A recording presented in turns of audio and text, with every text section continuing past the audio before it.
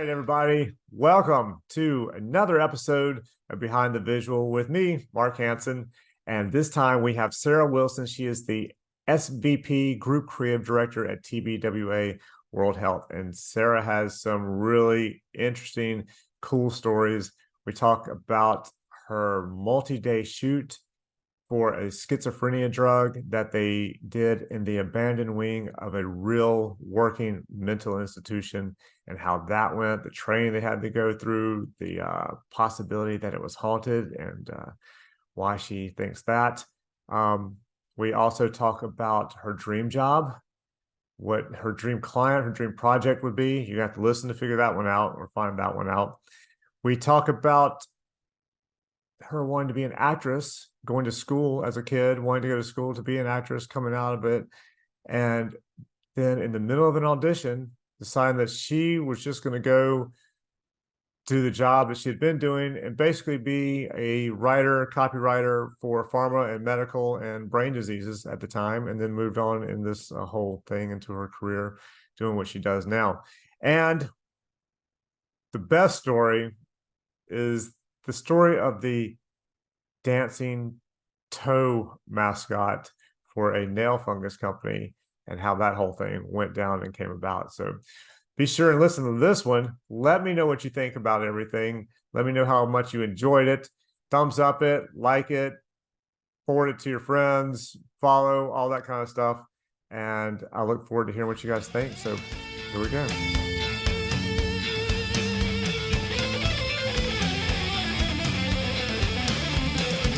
Yeah.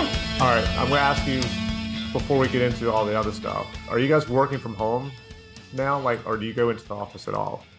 It's a complicated question. It is meant to be that if you are within like a 90-minute commute of the office, you are meant to go in 3 days a week.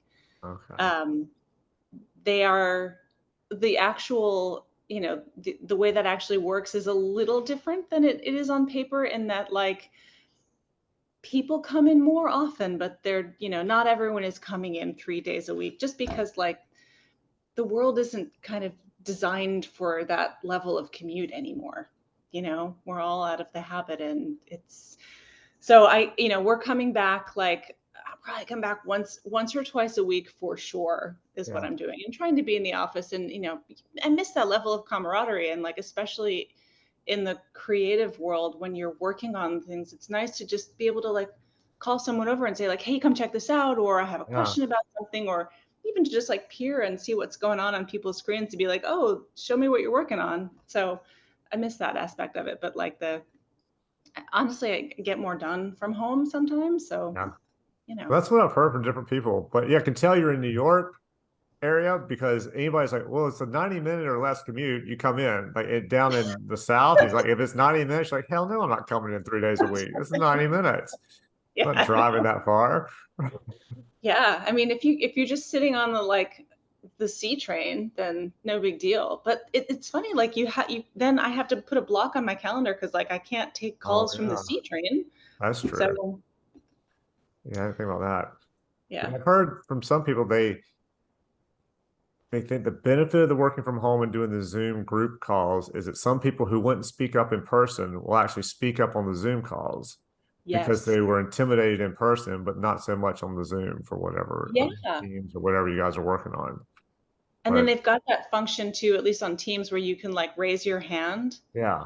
I struggle with this a lot just in my career in general, because my method of speaking is like collaborative overlapping, where you're speaking and I want to continue encouraging you to speak, so I'll be like, yeah, go on. But in a business environment, it doesn't work very well because people are like, will stop and think that you want to jump in, but I just want you to speak more, and I'm cheering you on. So the Teams hand raise function is like a benefit and a curse. But yes. Yeah, I can see that. Yeah. All right. So where did you grow up, in the New York area, or did you grow up somewhere else? No, my kids give me a really hard time about this because they're like, I was born in New York, but then I grew up in Connecticut, right outside Hartford, Connecticut.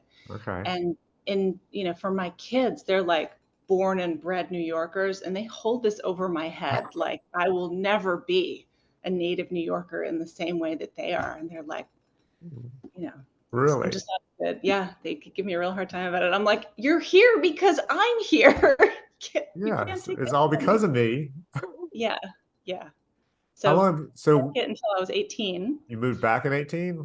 Yeah, well, I went to school here. I went to NYU. Okay. I had really grand plans to be in the theater. So I went to the Tisch School of the Arts and then graduated and immediately hated auditioning. It was just like the people were mean.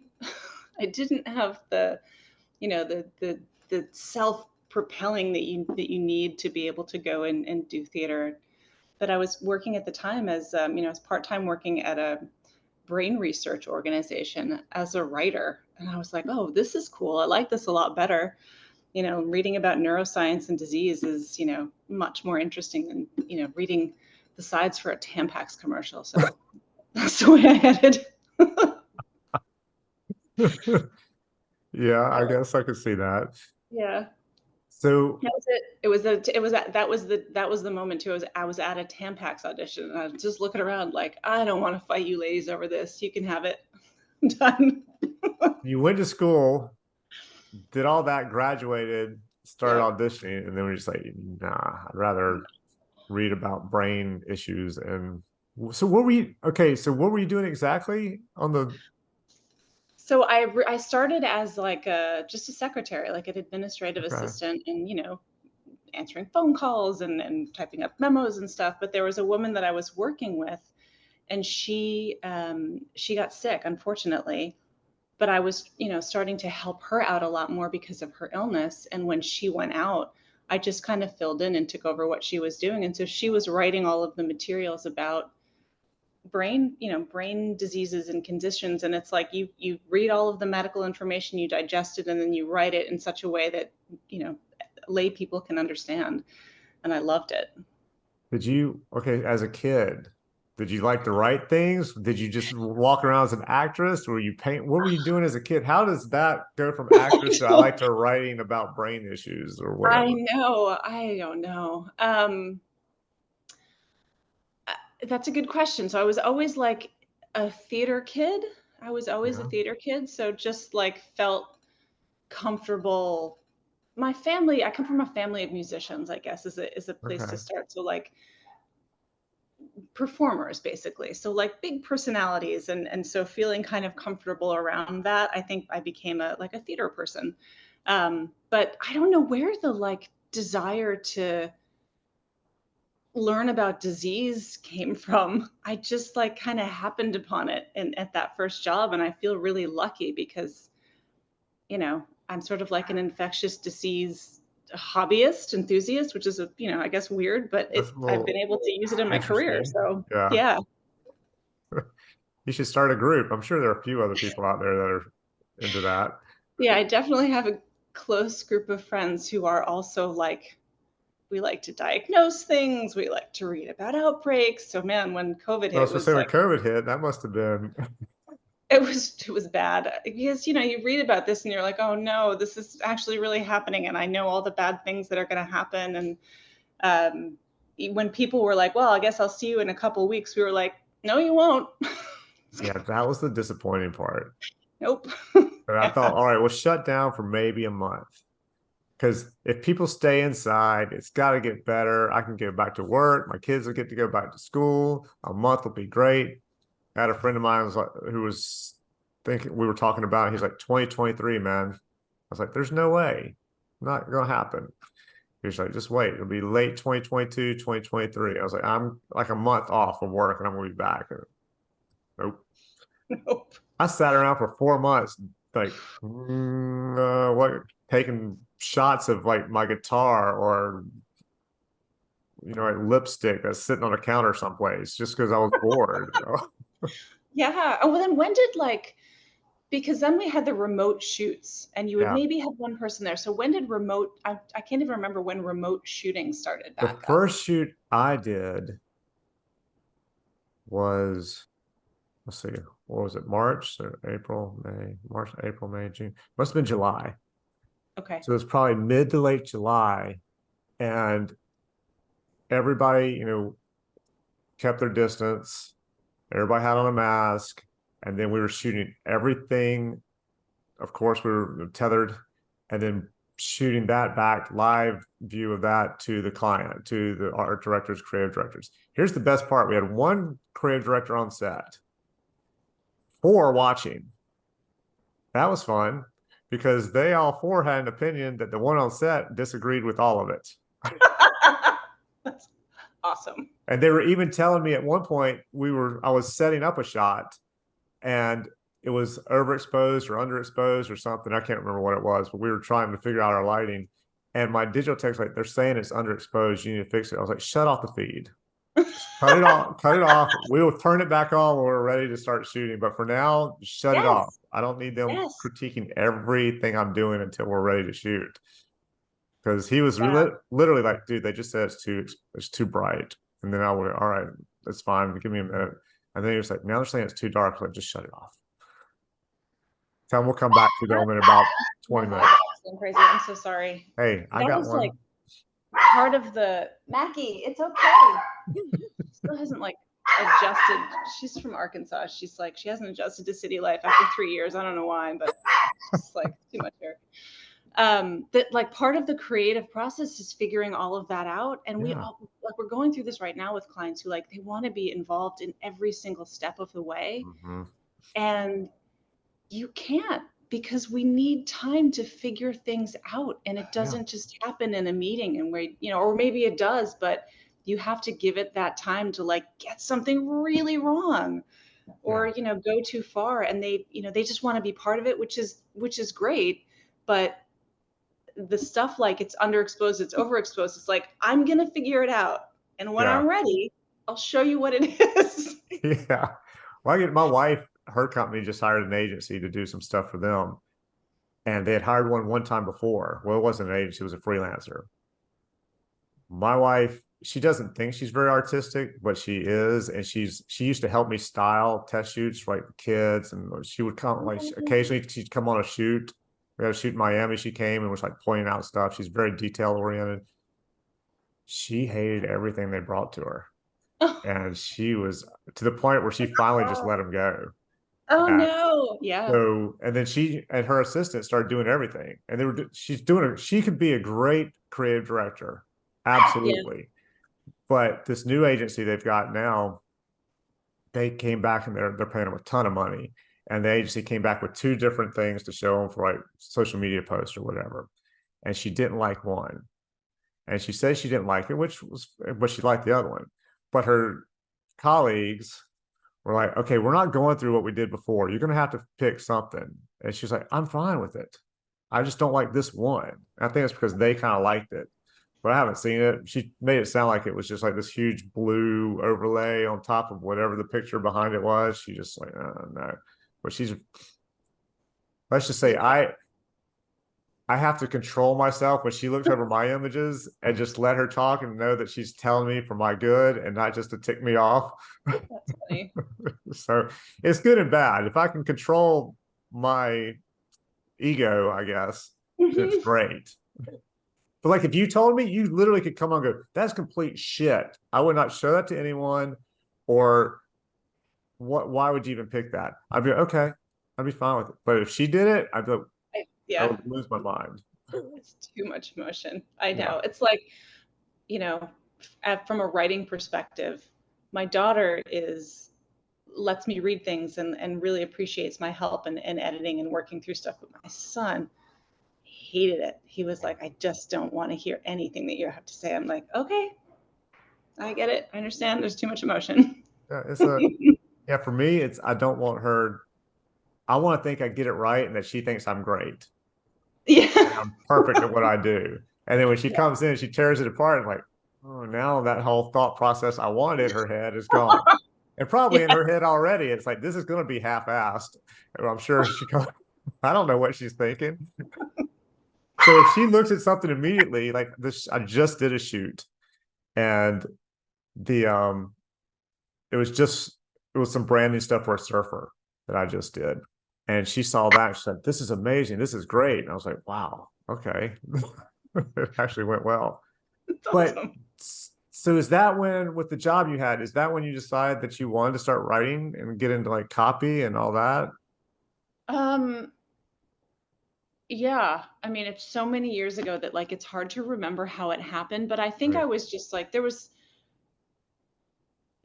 I knew I had it was I think at the beginning it was like more about like I need to support myself because New York City is expensive and I need to find a job. And, I was so interested in it. And it also felt really good because, there were like clearly people who were being helped by what we were doing by being educated about, clinical depression or Right. different neurological disorders that they had. And one of the things that as part of my job, I would answer people who were looking for help or try to point them in the right direction. Not that I would diagnose them, but I would say, like, there's this organization that focuses on this. And if you approach them, they may have resources for you. So, like, it felt kind of good to know that I was giving people information that was going to be helpful for them. Um, and that is kind of the part of it that I like the most when we're working on something that feels really good. It doesn't happen all the time. Sometimes you're not to denigrate all of the pharma work, but sometimes you're working on something that feels meaningful, like pediatric vaccines that we worked on for so long. And it's like, I know this is important to educate people about. Feels much better than working on like a toenail fungus drug, but Oh yeah. you don't get that all the time, but like it's still like there are some things that like it really feels good to make sure that you're educating people and doctors in particular. So I think maybe it was a combination of like kind of geeking out about cool brain stuff and disease stuff, and also, I was kind of good at it, and also being able to help people, I think, is what sort of was all of the interest for me. All right. So how long were you in that job before you moved into the ad world and Yeah. started doing that kind of thing? I worked at the Brain Research Organization, the Dana Alliance for Brain Initiatives, for 5 years, and then I just wasn't. There was nowhere for me to go, kind of in that career. So I moved from brains to livers, and I worked in the American Liver Foundation for another 5 years. Oh, wow. And that was more about like organize. It was more of a general marketing role. So I think that's kind of it was like I was writing about brain research, and then I went more into the marketing area at the American Liver Foundation. And at that time, kind of at the end of that, I was going through a divorce, so I was also like needed to support myself and my Oh, son at that time. He was a couple of years old. So then it was like, well, nonprofit is great, but it's not yielding much profit. yeah. So what else can I do? And I got hired by, and I feel like kind of luckily, I got hired by this agency called IMC Squared, and they're not around anymore. But they were just getting into pharmaceutical advertising and healthcare advertising. And lucky for them, they had no idea what they were doing in that aspect. And so thought I could help them out. And I Yeah. was just, it was like a fake it till you make it kind of thing. I was like, I can totally help you. I know Right. exactly what I'm doing in advertising. But it worked out well. And it was a digital agency too. So it was like, at the same time as I was kind of moving into the advertising world, I was also learning so much about digital marketing in the digital space, and that really helped me too. Yeah, I bet. Yeah, So how long were you there? I think I was there for 2 years at that place, and then I did a brief stint at a company that's part of Gray, and then I went to Juice Pharma, which is where I met Erica, who's been my partner for like 14 years now. You talked to her before. Yeah. She's art, I'm copy, and we've been together for like 14, maybe almost 15 years or 14 years, so a long time. And You they guys paired us started Juice together. together? Yeah, we started together, and they paired us because we were both pregnant at the time, and I think they were like, well, we're just gonna put them together because they're both pregnant, And and we'll we were lose them so both at the mad. same time ish. Yeah. We were like, that's outrageous. You're just going to put us together because we're both pregnant? You think that's going to work? But it worked really well. So I'm Well, maybe it grateful. worked out well because you were both It pregnant. worked out. Yeah, it did. And we were there. I think we were there I was there for 10 years.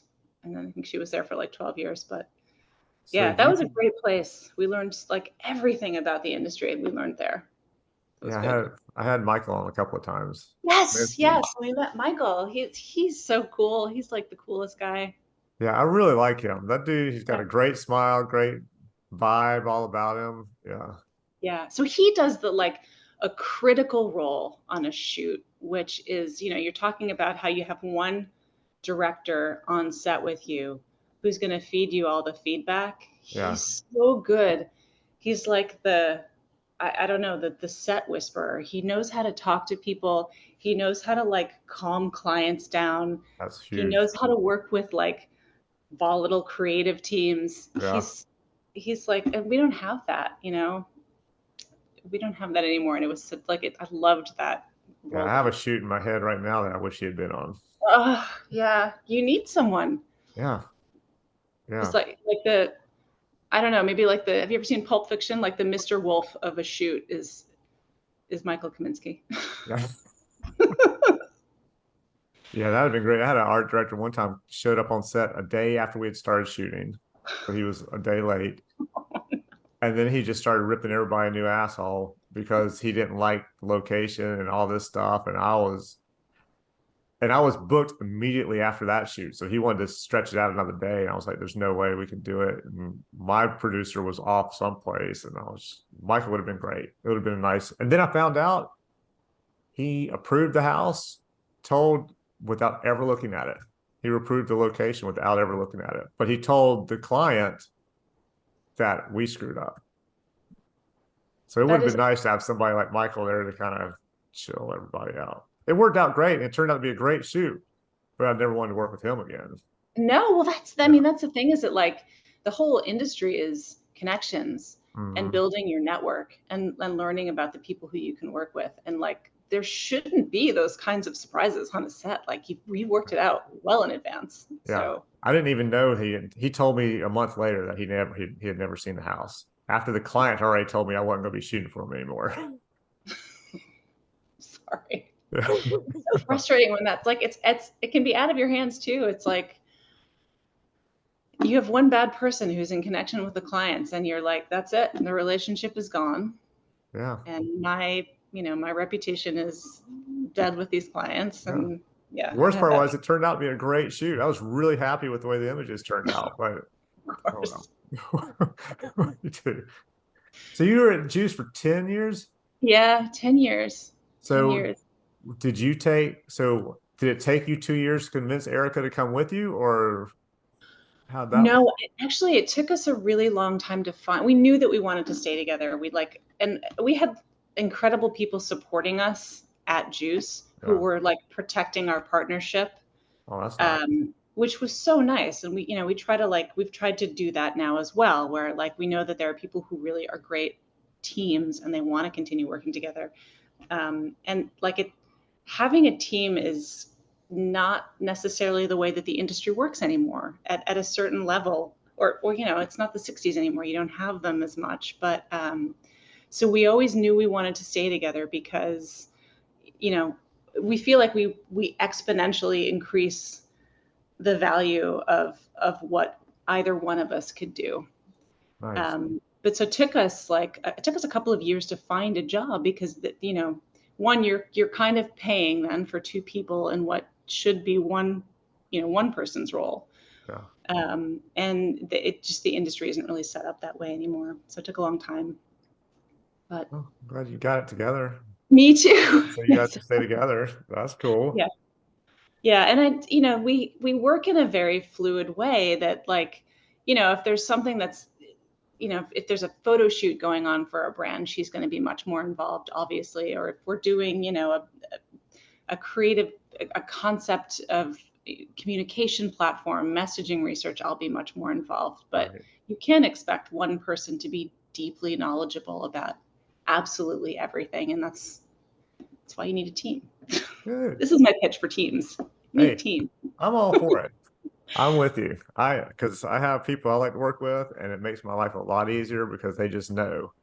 Yeah. They know how we want things. I want things done. I can say do this, do that, and they just immediately run and do it because they know how to do it. So it's very similar. I'm assuming that you kind of feed off, and they'll tell me. They'll come and say, hey, Yes. this isn't happening. Don't do this, or this doesn't look right. Let's switch this up, which I appreciate.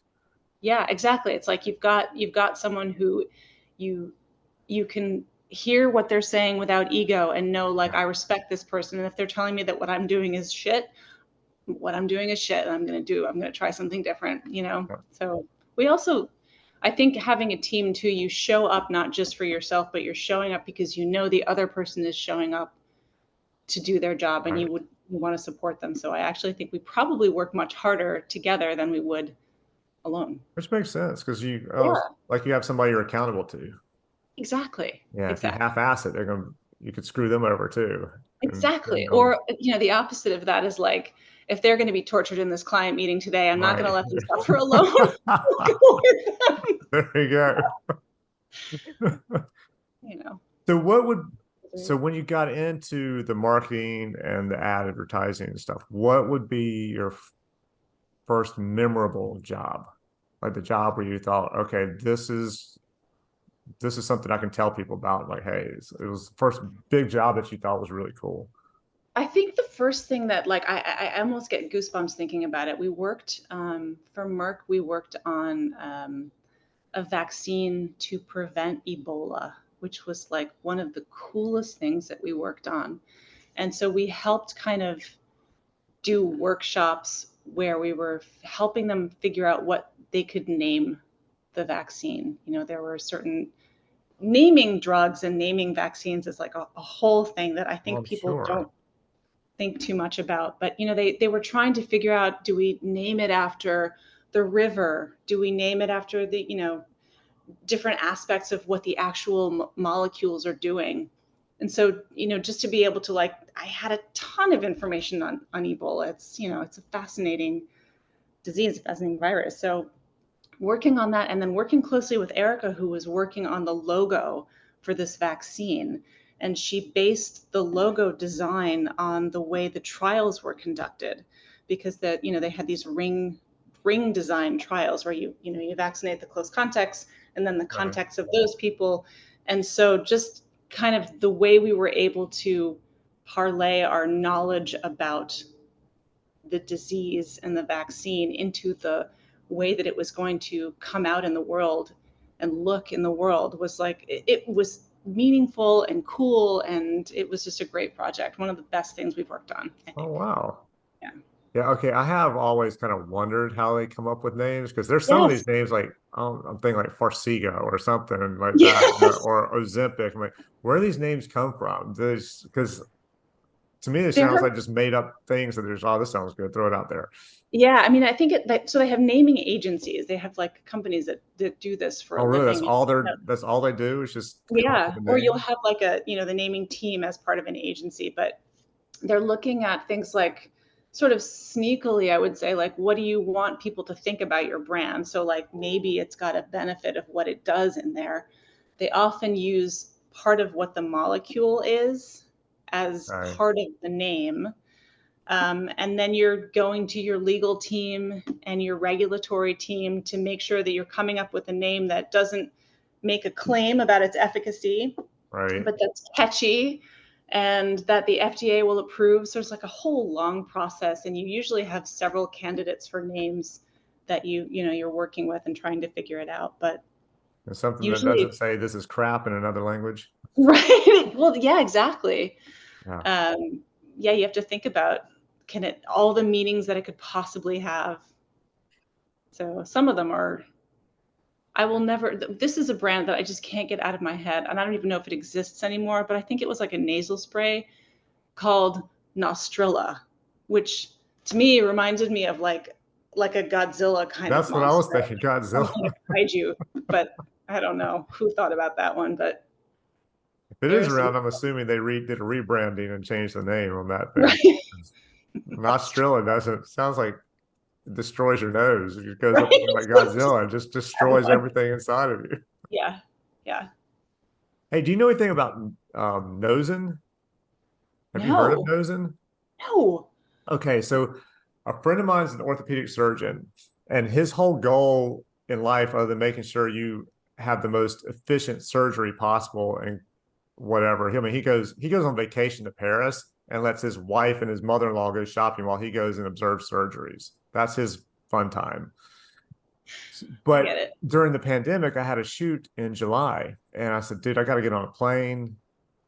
What do you think? He's like, wear your mask. He said, and use this stuff called Nosin. And it's literally like alcohol and some orange flavor and something else. You put on a Q-tip and you drop it and you put it up in your nose. It lasts Wow. about 10 to 12 hours.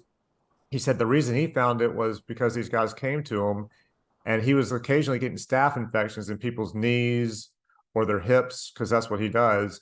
And he said every so many cases, you knew that there was going to be a staph infection in a knee or in a hip. He said since he started giving the patients Nosin, literally just in their nose, not in the where he performed the surgery, he said they weren't getting the staph infections anymore. That's And he said fascinating. he was going on CNN or CNBC or something to talk about it. He said, I can't say it's going to stop, keep you Yeah. from getting COVID. He said, but we feel like it probably would. So I've been using it and I don't think I've had COVID. That's awesome. I had something around Christmas, couple like 2020, Yeah. but it was it's the worst cold I've ever had. But I tested 3, 4 times and it said I didn't have COVID. So I don't know. Maybe I did, maybe I didn't. I don't know. Ugh. But Yeah. yeah, so I didn't know if you'd heard about that because I was going to ask. No, I'm gonna look into it. Though I guess it makes sense for like there's certain bacteria and I guess maybe viruses too. I am not a doctor, but that kind of you carry them in your nasal passage. So I guess it makes sense if you're kind of protecting that area that then you're making it a hostile environment for Yeah, whatever pathogen is trying to get in there. I guess. But when he said he stopped with the staph infection in the knees and the hips, it's like, how I don't understand how the nose thing. He said, I don't Yeah, either. He said, but it has severely reduced the number of cases we've had. that's awesome. Okay. That's a good name too, nose in, because literally you're putting it in your nose. It's like that product. You remember Head On? Yes. Yeah. It's like, all right, I guess that's a good name. I know what it does and where it goes. Yeah. I think I tried it once. I can't remember if it worked or not, but I think Yeah. somebody had it and I tried it, but I still don't remember if it worked. Okay. That's a good So what would be your favorite shoot?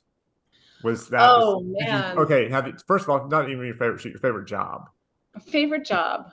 So I think that was it. Like I loved working with Merck. I just honestly that there's so many like wonderful scientists inside that company, and they're so passionate about like making science work for people that Right. I know pharma companies get a bad rap, and sure there are they're not 100% benevolent, but like inside there are some really cool people trying to do the right thing. So that I think that was it. Like working on Merck vaccines for so many years was like my favorite.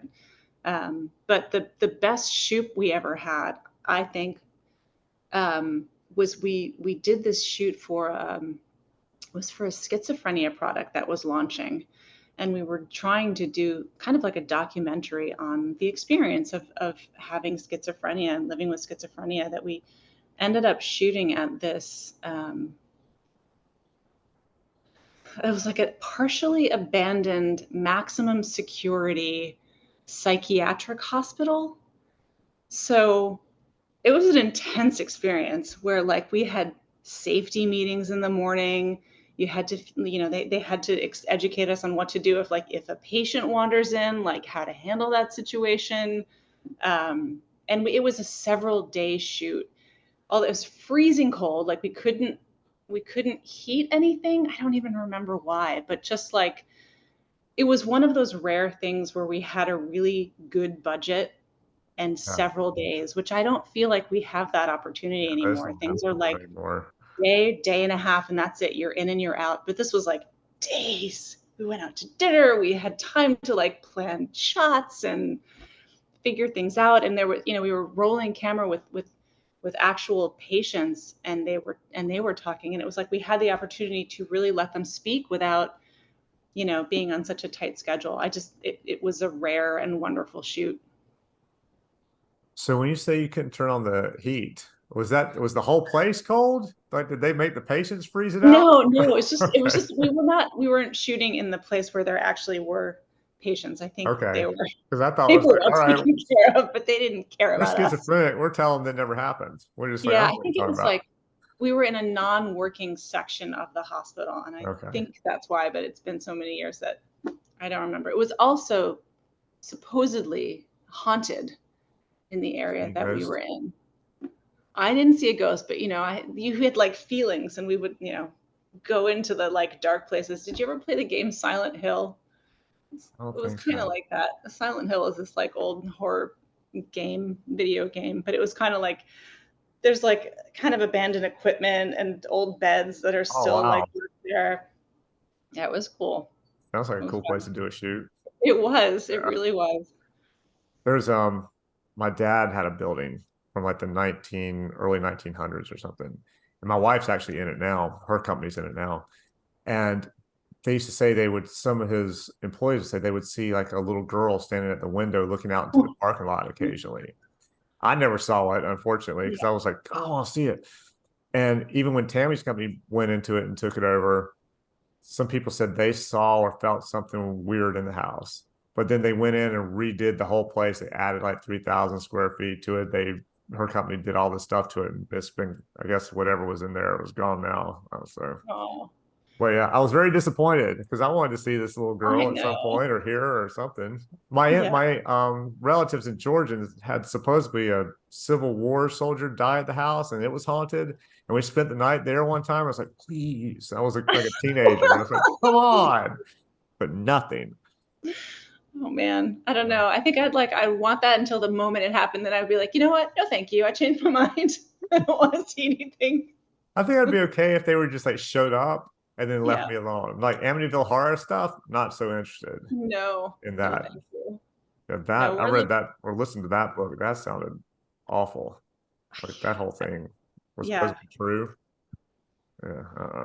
we're big horror movie people in my family. Oh yeah. My kids and I. So like, I like it on screen and not in real Uh-huh. life. Yeah, my wife won't watch them. If I watch a horror movie, I have to watch it by myself because she's like, Oh my girls are the same way. No, no. no. Oh, Do you how often do you go on shoots? somebody in the hallway. Hey, it's Sorry all about right. that. How often do you go on photo shoots? Is that often? Do you go often So or less? almost never anymore. I mean, because um, well, so Erica will go on the shoots Right. now, and as I mentioned, that there's she leans in heavier Hmm. when there's stuff like photo shoots, but if it's we're more like directing stuff at this point than actually working on set anymore, which is Right. it's not Hey, do you miss that? fun. I miss it so much. Yeah. I miss doing, when we would go on the shoots, I would go act as a script supervisor because, you got to Yeah. make sure that you're saying all the words that the FDA will allow. So I do miss that. It's feel like rare that I get to go anymore. How long does it usually take for a project from the time the client comes in and says, "Hey, we've got this. We want to put together a branding or advertisement for it or whatever, marketing." How long from that point on average do you think it takes before it actually shows up and people see it?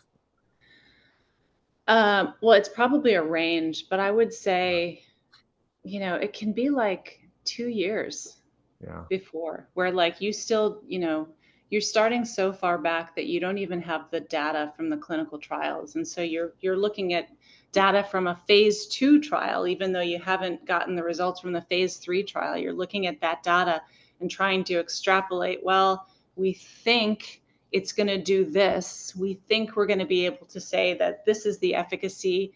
We'll put in like XX percentage points until we know, Right. but we think we're going to be able to have this be the sort of scientific story of the brand. And so once you've got the scientific story, then you're trying to figure out what your benefits are to develop, what your brand is going to look like, what you can stand on and what you can say. But it's all like very shaky ground in the Yeah. in the early many months because you don't know what's going to happen. But Does it change a lot from your first kind of ideas on how this thing is going to happen to the way it ends up being a lot of times? Or a is it, lot of yeah, times, yeah, because and that's why we just just after before this call, I got off the call with a medical legal regulatory review team looking at some concepts we're developing, and nothing is approvable that we've got going that we've been working on for months. So it's no. like, what else can we say? Back to the drawing board. It's you have to be very careful that you're not making any overstatements about efficacy and what Right. the drug can do. And so a lot of the times it's like you've got the heart of the idea that you can keep, but the luggage around it, the I guess the stuff that is attached to it changes kind of significantly. Are there ever But times you just go, come on, that's just ridiculous. There's no reason why we couldn't say this. Because so the reason I ask that is because during COVID, my friend Greg Gorman, he's in charge of photography for LL Bean. And we were talking, and Greg was like, we can only get models from these 3 states right now.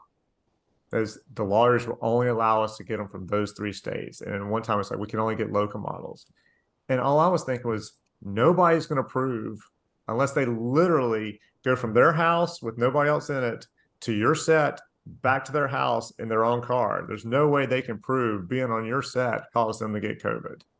yeah, But he said lawyers were just like, no, this is the only place you can go get it is. from.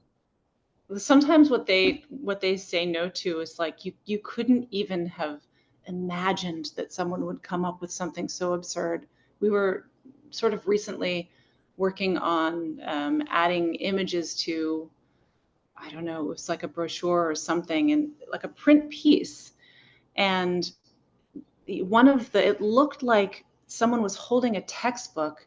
And if you held like a magnifying glass up to the textbook, you could see that it was something about, design benefit or something that had like the word benefit in it.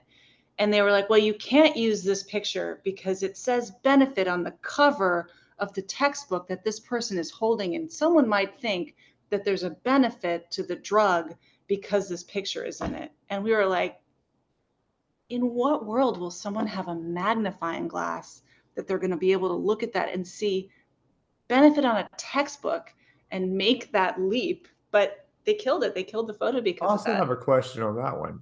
If you're taking a drug, aren't you taking it because it's supposed to have a benefit for you?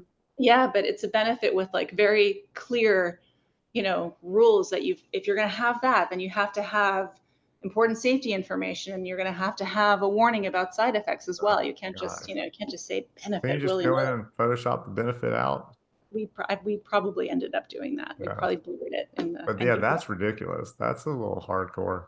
Yeah, and I feel like But medical then legal writing again, teams. somebody sued for spilling coffee in their lap and won.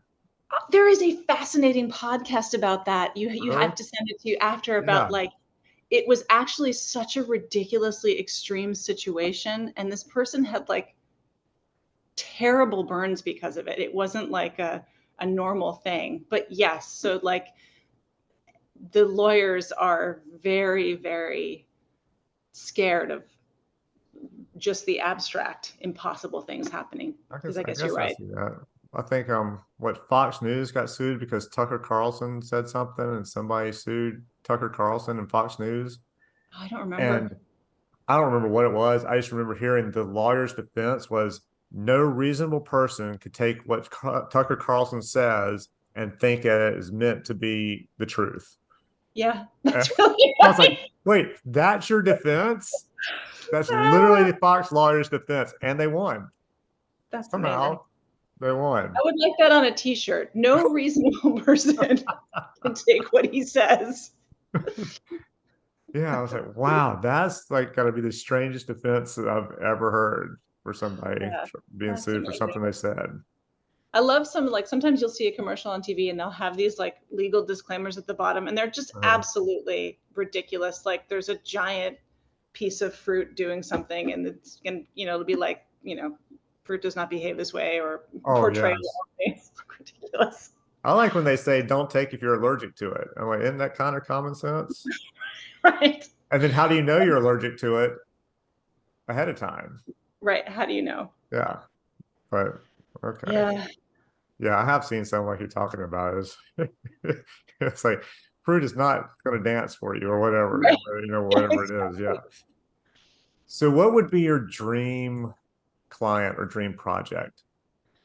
We had one, and we didn't win the pitch. Oh, So I don't even know if I'm allowed to talk about it, but I will just say it was they're working on, so the ideal thing would be sort of having a benefit to people. Like it actually does good and can really right. help people and is like scientifically fascinating. So we were working to pitch this, and they're in testing right now, and they're all over the news. So I know I can talk about it, but it's treating patients who have PTSD with MDMA, and these Oh, I didn't know. sessions that you go through to kind of work through your trauma, and the efficacy is ridiculous. Like it's very, very good for people, has a very high success rate. And so to be able to work on that, Erica and I came up with this like beautiful campaign for it, that where um, these people basically would be like healed from their trauma, but you'd still be this person, but you found a way to make your trauma something beautiful to come out the other side. Right. And that would have been like a great thing to work on. I'm sure we would have had horrible time with their medical legal regulatory team as well, but Oh, I'm sure. Yeah, because for something like theoretically, that, but that it was a sounds dream. amazing. It sounds Yeah. very cool. Yeah, I was listening to something the other day. It was some doctor my youngest daughter knows about, but it was on Rick Rubin has a podcast, Yeah. and this guy was on it, and he was talking about how your memories bring back that whole feeling to your body, and your body thinks it's happening again just based on your memories. And he was talking about how he loved having a fever because he would have like these fever dreams and all this stuff. And somehow he's talking about some people with trauma, they can go back into like something kind of like that, like a fever, and experience that again, but then they come out of it thinking, I came through it, I'm all good.